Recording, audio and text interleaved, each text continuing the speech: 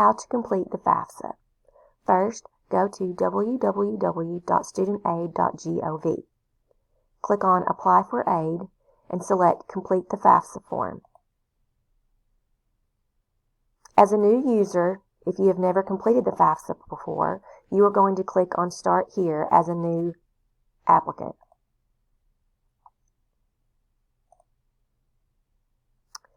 Select I'm the student, and this is where it will ask you to log in and use your FAFSA ID username and password.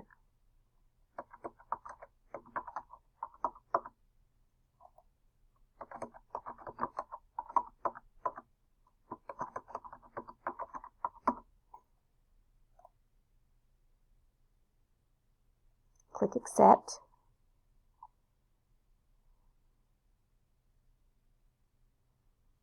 Okay, if you plan to enroll for the upcoming fall semester, the 2022-23 school year, this is the application you would select that's effective beginning in the fall semester.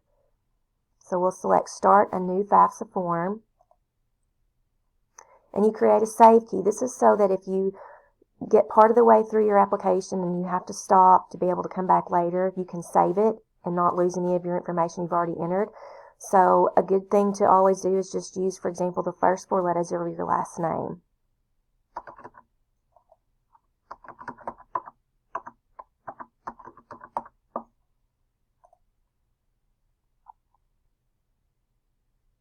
All right. Continue. This is where you'll enter all of your demographic information. Be sure that you enter everything correctly. Verify your email information, your telephone number, and just keep clicking continue as you go through it. It'll ask you questions. Are you a U.S. citizen? Then it will ask you these dependency questions, and this is what determines your dependency status, whether or not your parents' information is required in the FAFSA or not. So we'll answer no to all of these and see what happens.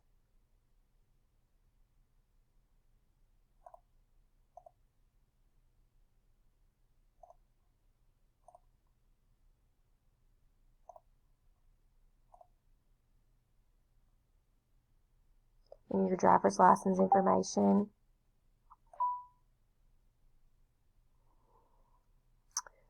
Answer these questions also. Foster youth or were in the foster care system at any time. High school completed by parents. And this is where you will indicate which colleges you want to be entered on your FAFSA.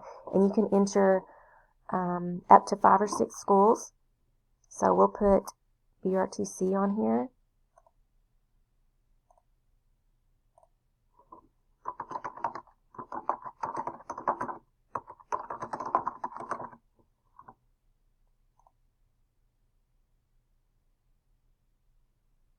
And select it. Select your housing plan.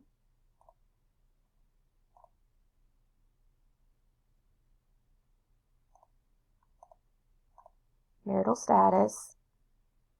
Do you have children who receive more than half of their support from you in your household between these dates?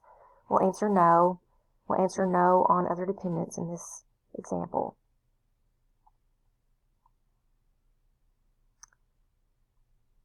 And if any of these apply to you, you would check mark them. Does anyone have legal guardianship of you? Have you been determined as an emancipated minor? Have you been in foster care? Are you a veteran? Or are you currently serving in active duty in the armed forces? Were you homeless at this point in time or at risk of being homeless? No. So this is determined that based on the questions that were asked and the answers you provided, this determines a dependent student status, which, as it says, you are considered a dependent student and you must provide parental information.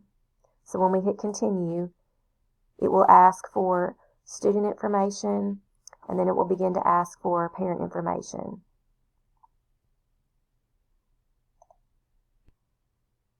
So for the sake of time, we'll go ahead and click through these prompts so that you can see what this application will look like once it's been successfully completed.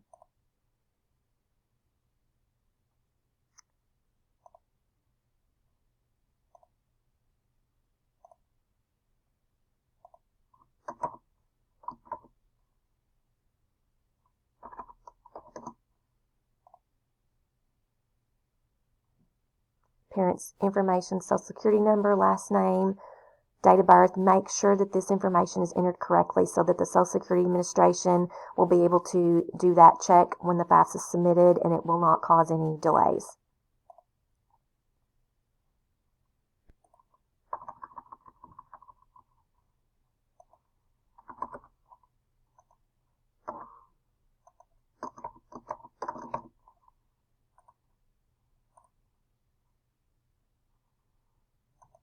You have to enter both parent information.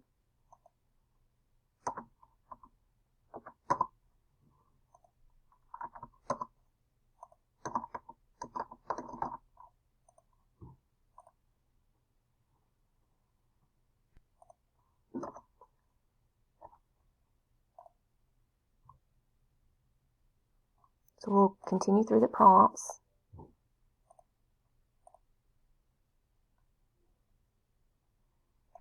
Now, once you've completed all of the questions and answered everything, you will get to the end and it will be the sign and submit part.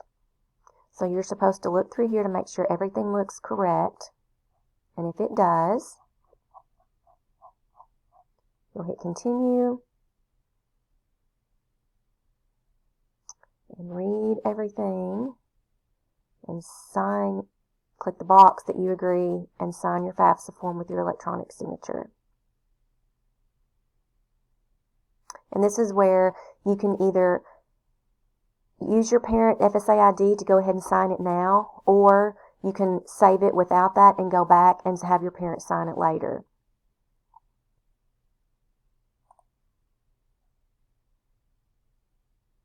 So, once you complete all of this information and you get your FAFSA successfully submitted, you will receive an email from the Federal Student Aid Program that says it's been successfully completed, and once your institution receives your information, they will contact you regarding your eligibility.